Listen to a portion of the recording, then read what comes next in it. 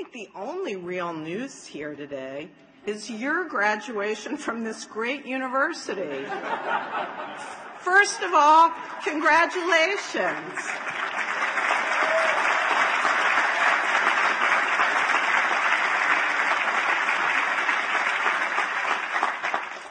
I'm impressed that your achievements have attracted so much media attention. As well they should. I'm so happy to be here to share this important day. My own college graduation is still a thrilling memory. In fact, I actually had breakfast this morning with one of my college classmates, Barkley Reeves, who's one of the very proud parents of a graduate sitting out here today. And one of my favorite family photos is of my busting with pride father at Harvard. A college dropout, he never got to wear his own cap and gown. So he crammed his 6-foot self into mine. He looked silly but radiant. I hope all of you in the class of 2014 are lucky enough to have at least one parent or someone who helped raise you here today. A shout out to all the parents, grandparents, and others in the audience. My own children are recent college grads, so I know how full your hearts are today because your kids have worked so hard and achieved so much. President Hatch suggested that I speak to you today about resilience, and I'm going to take his wise counsel. But I'm not quite finished with the parents' part. Very early last Thursday, my sister called me. She said, "I know Dad would be as proud of you today as the day you became executive editor of the New York Times." I'd been fired the previous day, so I knew what she was trying to say. It meant more to our father to see us deal with a setback and try to bounce back than to watch how we handled our successes. Show what you are made of, he would say.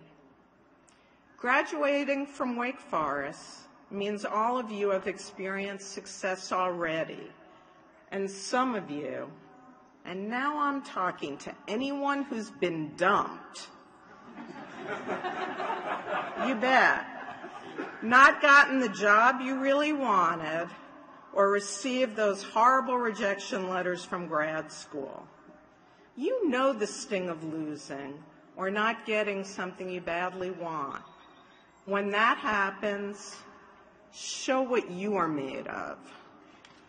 I was in China recently, and as some of you know, the New York Times website has been blocked by censors there for more than a year.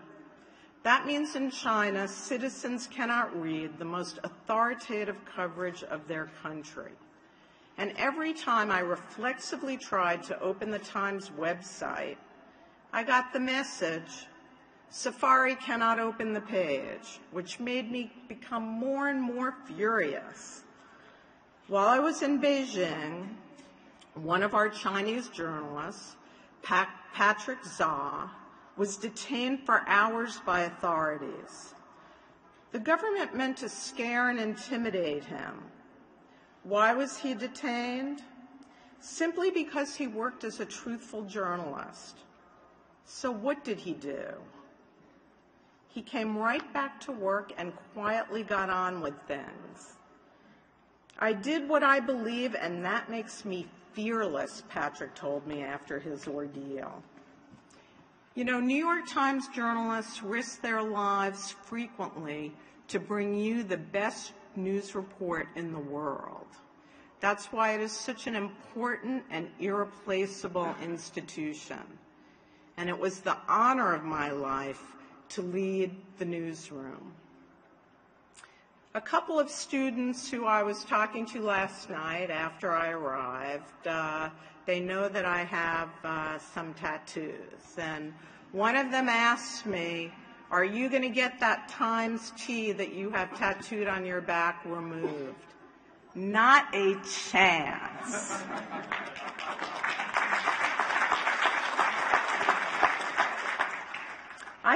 a little challenge of my own not long ago. I got run over and almost killed by a truck in Times Square.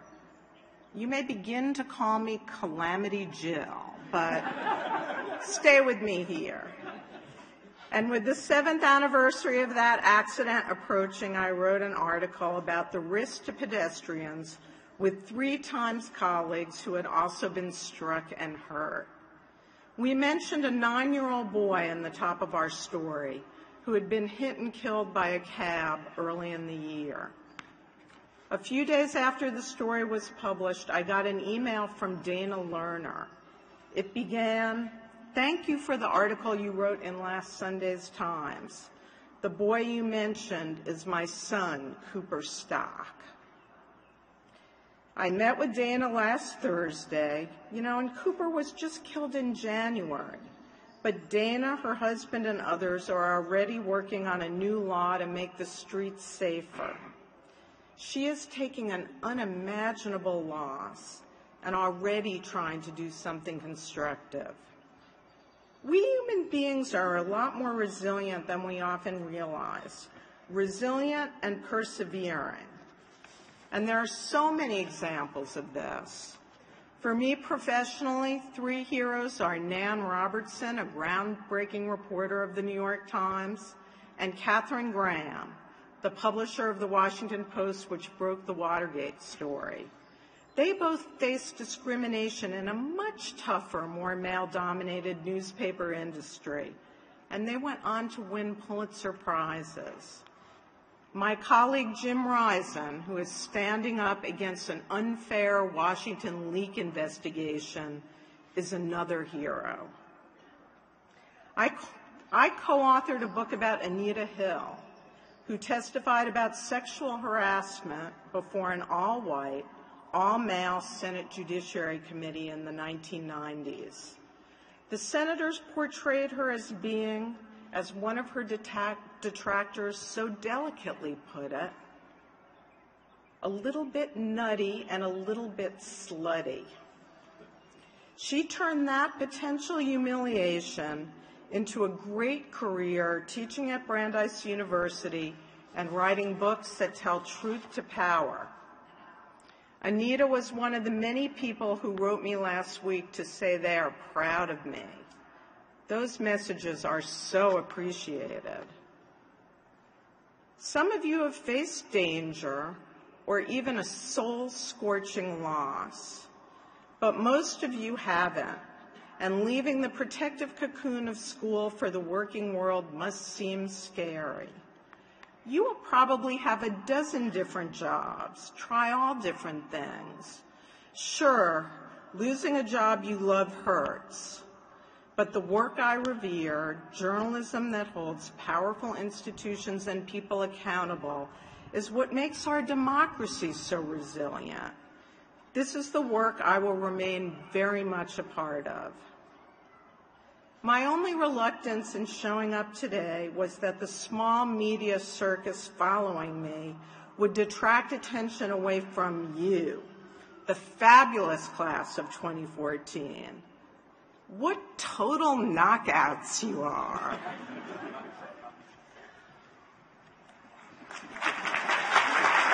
Yeah.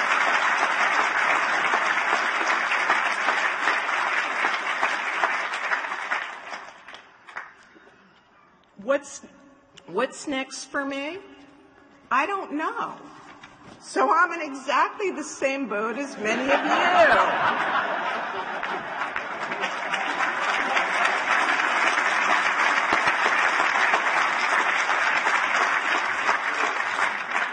And like you, I'm a little scared, but also excited. I don't really think Coach Manning could find much use for me. But right after this speech, I've booked a private session with Andy Chan.